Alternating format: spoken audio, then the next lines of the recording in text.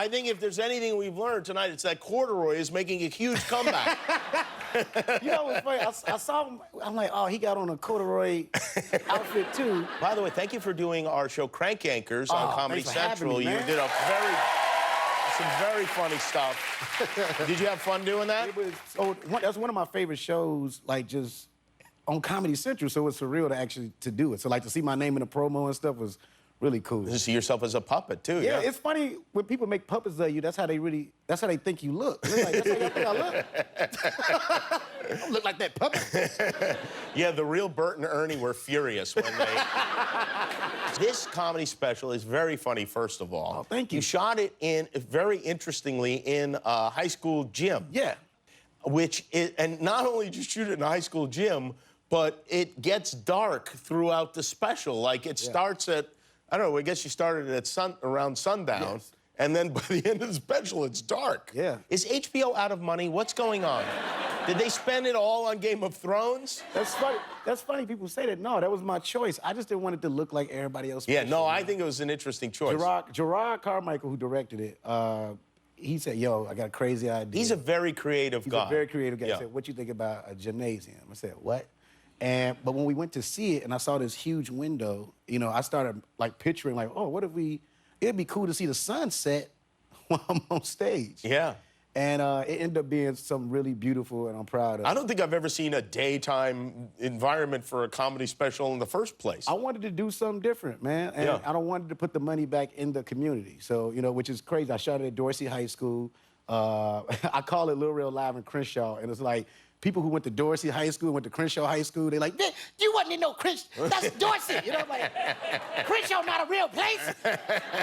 But what they don't realize is, to the rest of us around the country, for a long time, I thought Crenshaw was its own almost city. Right. And they don't know that everybody still think that. Oh. So that's why I named it Live in Crenshaw, because to be honest with you, with it not being a place, the way they've always described it from watching Boys in the Hood and all those classic movies, it's just the vibe of whatever that community is. So I want to call it Live in Crenshaw. Well, I think you did the right thing. Yeah. Now, but it'd be people, that ain't my high school. Like a lot of the special, like 80% of the special is one story. Yeah. You telling this fantastic story about did your family like that? Did they? This is what it is. Yeah. What I did was I took all these different stories I've ever told on stage and I made it into one thing. Ah. So it's all true. It's all true, differently true. Now, I can't, you know, I had to make it, had to exaggerate some things, because, you know, people will sue you, you know what I mean? Mm-hmm. Do you have, like, which of your relatives would be most likely to sue you? That's a good question. I don't think my dad would. But that's me and my brother were just talking about this, because I'm doing a screening in Chicago on Sunday, and I got most of my family coming out. And we like, yo, we're gonna invite Dad out, but he been kind of like talking crazy to people, so I don't want him to watch the material, and then like I've exaggerated some things. He's like, that ain't happening, you know. So he could be disruptive in the theater. I don't want that. Dad not invited to the screening. Look, he's been, I gotta tell you this. So, you know, I did the Oscar movie Get Out. Right? Right. I did a screener. Oh, thanks. I also did a very fun movie called Uncle Drew, right? Yeah, right. So I did a screening for Uncle Drew. My dad saw Get Out and Uncle Drew. The movie Uncle Drew is over with. He's like going crazy, he's clapping. I'm like, dang, you really like the movie? He's like, man, this is 20 times better than Get Out. I said, what? I said, Uncle Drew? You think Uncle Drew? No disrespect, Uncle Drew's a really good movie. But not an Academy. Is it better than Get Out? And I was like, why? He's like, man, Get Out, that ain't new story. That's just what it is. This is beautiful. That's what he said. You had Get Out, you had Uncle Drew, you had Bird Box. What was the first, like, acting job that you did? It wasn't necessarily acting, but I did stand-in work for R. Kelly's Trapped in the Closet series.